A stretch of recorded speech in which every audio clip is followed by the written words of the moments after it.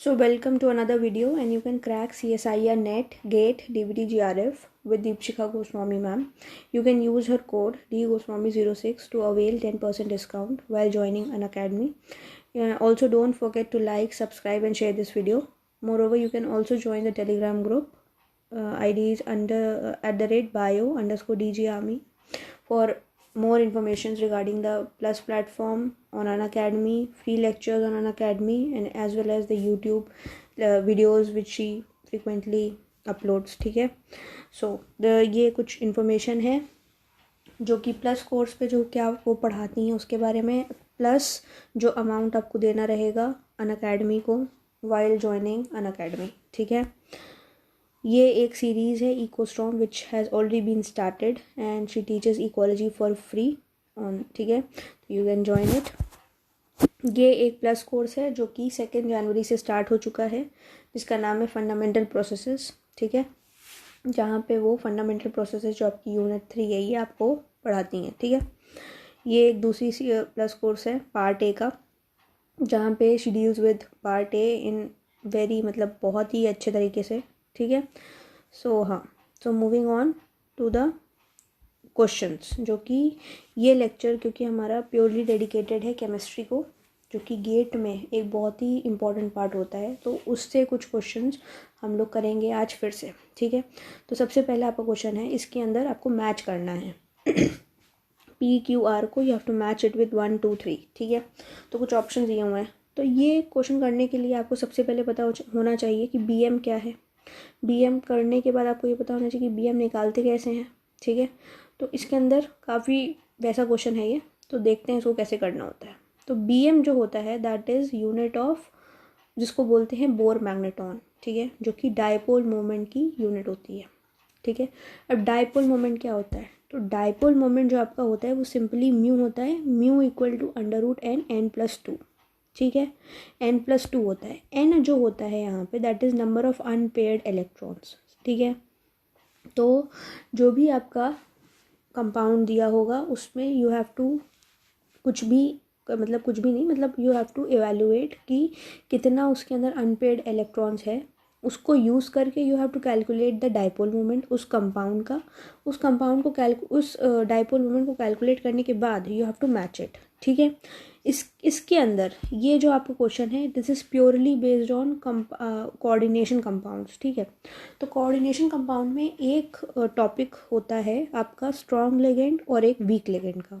ठीक है, अगर आपका वो कॉन्सेप्ट क्लियर है तो आप ये क्वेश्चन कर लोगे. अगर आपको वो कॉन्सेप्ट नहीं क्लियर है तो ये क्वेश्चन आपको समझने में थोड़ी सी दिक्कत हो सकती है, लेकिन समझाते हैं आपको कि कैसे होता है ये क्वेश्चन. तो जो CN होता है ना, जो थर्ड R जो ऑप्शन है इसके अंदर जो CN बना हुआ है, ठीक है, this is a strong ligand. मतलब कि ये क्या करेगा कि अगर इसमें कोई भी फ्री देखेगा ना इलेक्ट्रॉन्स को, तो वो उसको फोर्स कर देगा कि तुम पेयर हो जाओ. ठीक है, और जो ये H2O और Cl है ना दैट इज़ वीक लिगेंड. मतलब अगर उनके अंदर कोई जो ऑर्बिटल्स होंगी, अगर उसमें कोई वीक इलेक्ट्रॉन होगा, वीक इलेक्ट्रॉन नहीं, अगर फ्री इलेक्ट्रॉन होगा, मतलब सिंगल एक इलेक्ट्रॉन होगा, तो उसको पेयर करने पे मजबूर नहीं कर पाएगा वो, तो उसके अंदर आपको पेयर इलेक्ट्रॉन मिलेंगे.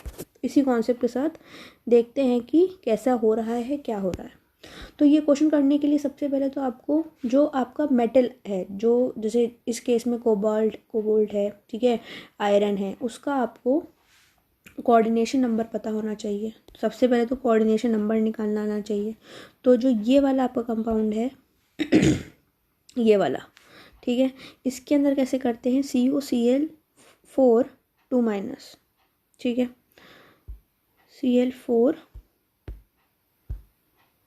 2+. ठीक है, 2+ है.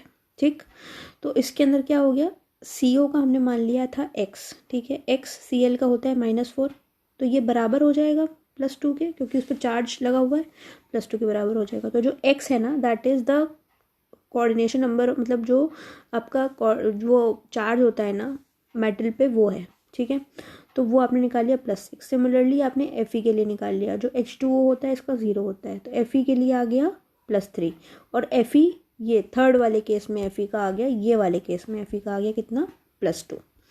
अब हम एक एक करके देखते हैं कि ये कैसे होता है.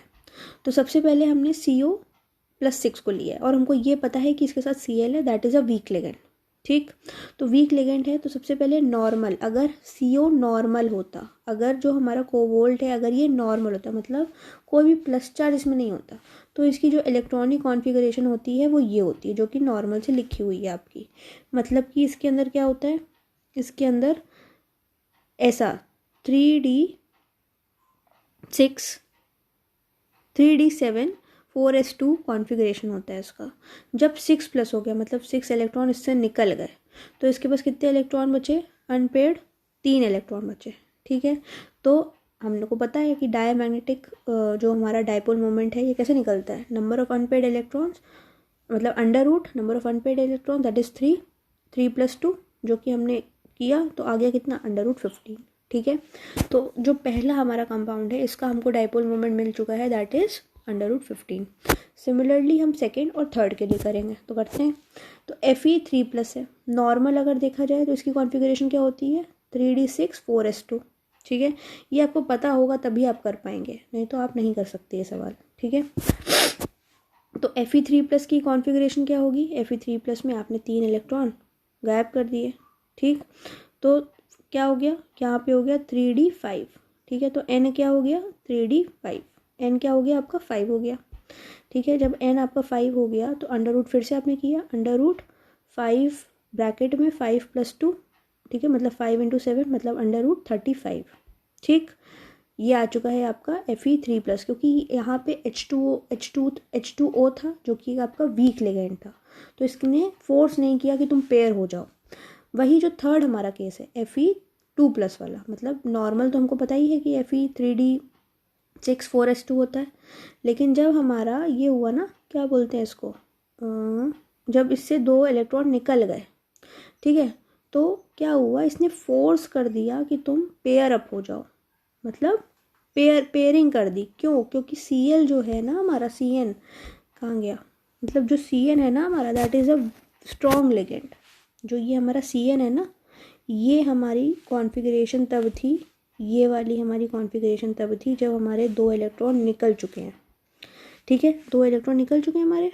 ठीक है, उसके बाद इसने, क्योंकि Cn एक स्ट्रॉन्ग लिगेंड है, इसने फोर्स कर दिया जो बचे इलेक्ट्रॉन्स थे ये वाले कि तुम भैया ऐसा क्या करो, तुम पेयर अप हो जाओ।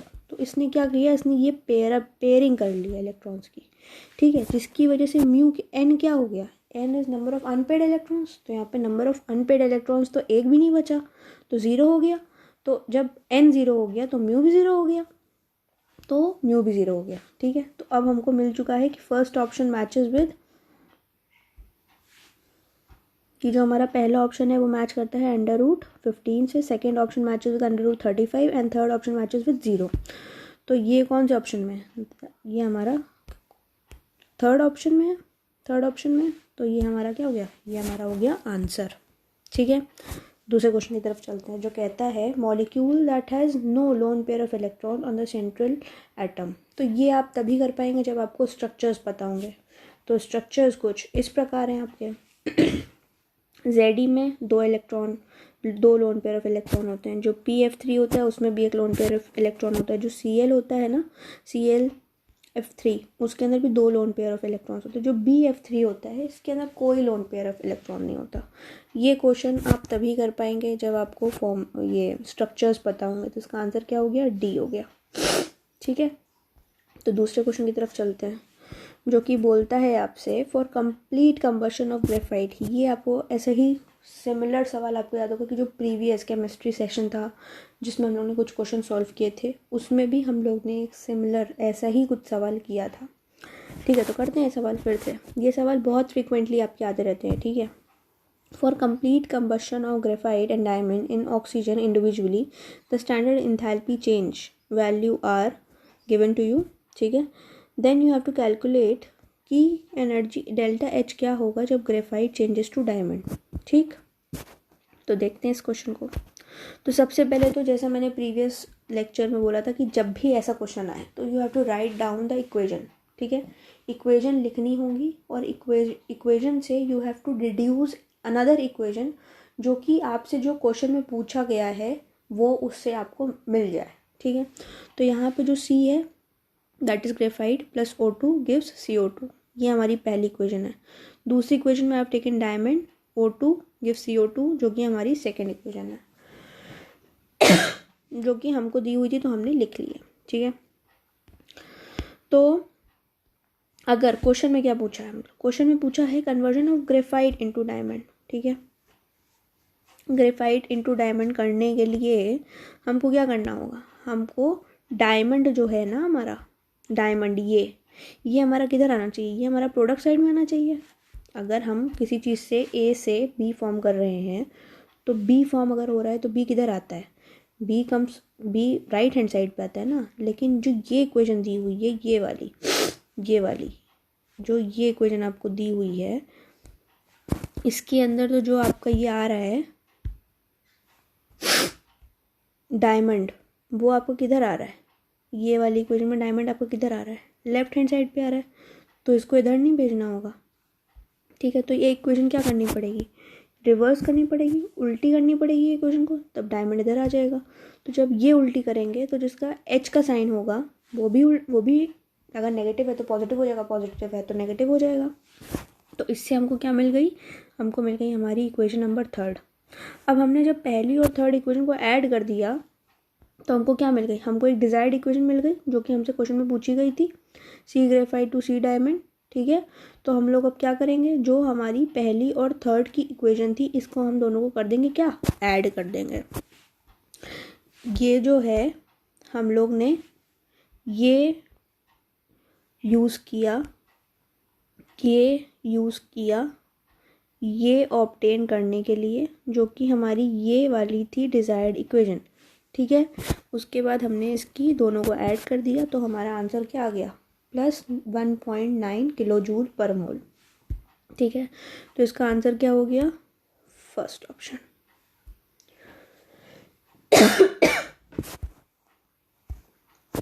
अब हम लोग चलते हैं सेकेंड क्वेश्चन की तरफ जो कि कहता है आपसे, for a 4s orbital of hydrogen atom the magnetic quantum number is, आपको बताना है, ठीक है।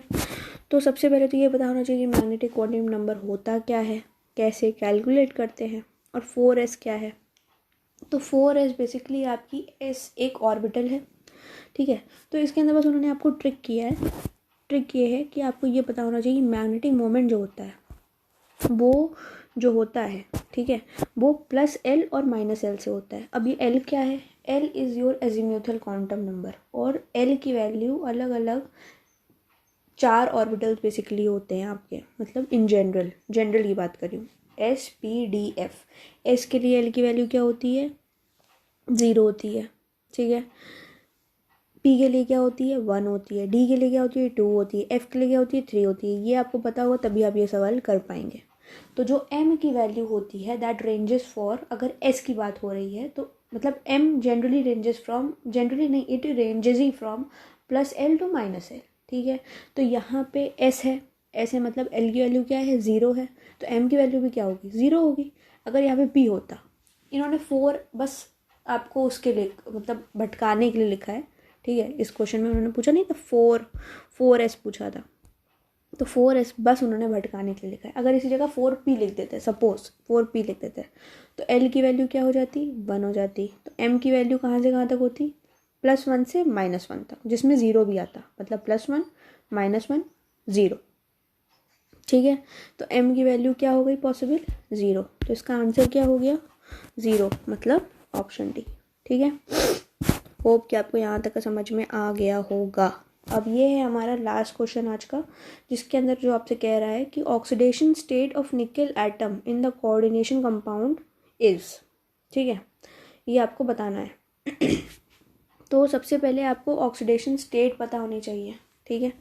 ऑक्सीडेशन स्टेट जो होता है वो आपका कैसे निकलता है ये आपको पता होना चाहिए। तो इसके अंदर निकल का हमने मान लिया कि X है, और क्योंकि इस पे कोई चार्ज नहीं था तो जो भी होता है, मतलब जितना भी चार्ज होता है वो हम इक्वेट कर देते हैं, ठीक है।